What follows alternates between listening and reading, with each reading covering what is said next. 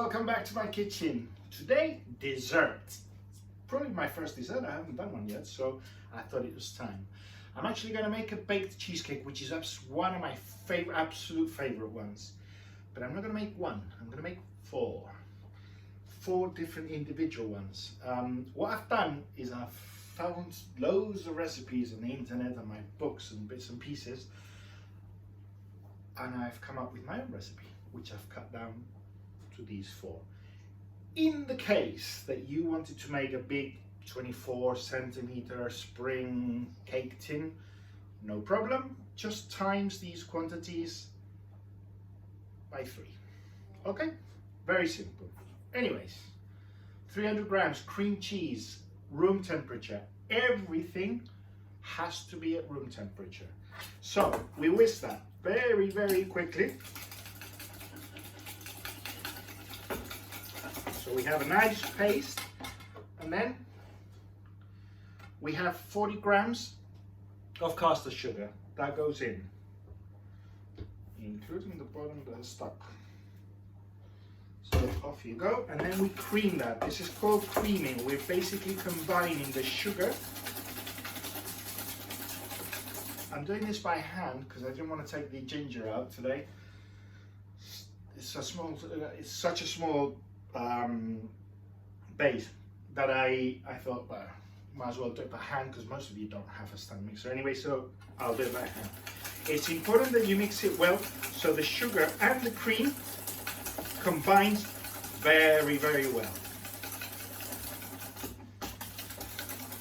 As I said, this is called creaming.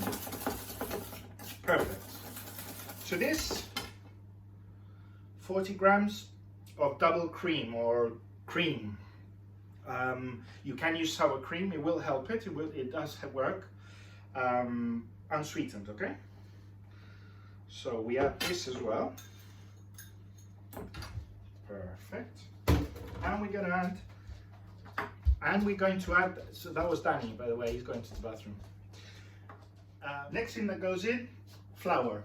Plain flour, literally 3 little espresso spoons like this, in they go. Plain flour, as I said. And then with the same little espresso spoon, we're gonna grab some, I've got this wonderful vanilla paste. You can use vanilla essence, or you can use fresh vanilla if you take it out of the pot. Whatever you prefer, whatever you've got. And I'm going to put one of these little teaspoons. Not even a teaspoon, it's an espresso spoon. So, that's almost our mixture complete. We mix it all together.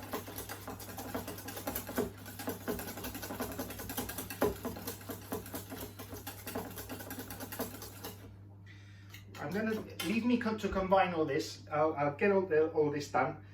And then I'm going to be adding 2 eggs to this, one at a time, and I'm going to whisk it in, giving it air and trying to make it as airy and fluffy as possible. So I'm going to do that, leave me with it. I'll drop 1 egg, whisk it, and then the second.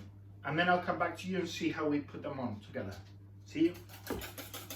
Right, we've got this ready. It's a little bit liquid, that's fine, no problem. So, always clean. Make a mess with the whisk. My idea is 4 different flavors, so I've got 4 different things that I'm going to use here. Well, I'm not sure about this one because this was supposed to be fresh raspberries, which I had in the freezer, but they don't look too cool. Anyways, let me get with it. I've got a bit of raspberry jam, which I love. So one of them, I'm going to line the top of the biscuit with this wonderful jam. And that's going to be flavor number 1.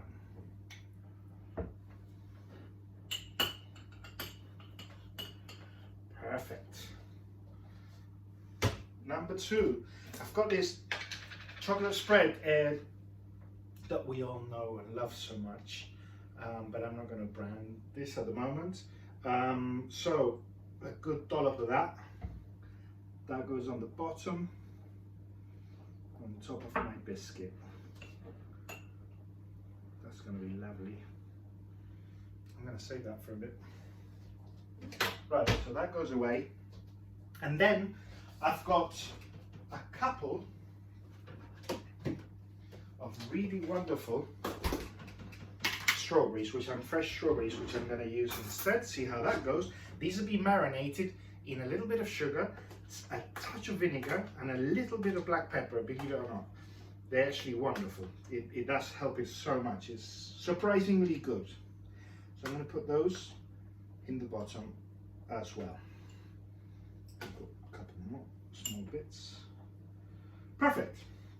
So that goes to one side. And I'm going to start pouring this in carefully in there. I haven't done the fourth one because the fourth one goes with chocolate chips, which I'm going to add to the batter and mix them and incorporate them in the batter. So I'm going to fill them in carefully, spreading it all out, except the last one, which I'm going to do with chocolate chip. And I'll be back in a minute. So my ramekins are ready and full. They've got the mixture, they've got the filling, and they've got the biscuit base. I don't know if I mentioned this before, but I did butter all the sides, so hopefully I can get them out. It's not a big deal if I can't get them out, because I'm still going to eat them anyway, but it'd be nice if we could take them out and look at their profile.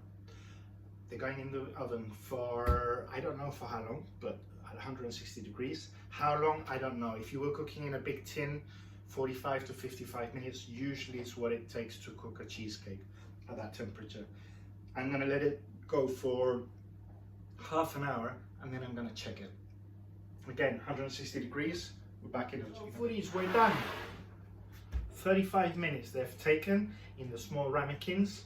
There's a couple of buts. I used 2 big whole eggs when I should have used 2 small ones or 1.5 big ones. Okay, so they've slightly souffled. I mean, the texture there is beautiful, the smell is incredible, but they're slightly souffled. It's not going to be a big deal. It's going to be fine, and they're going to be lovely, but 2 small eggs. So here you are, not the prettiest of things, but the loveliest of things. Hope you liked the video. Give me a big thumbs up. Subscribe to the channel if you haven't already, and obviously spread the word. Stay safe, foodies. Bye bye.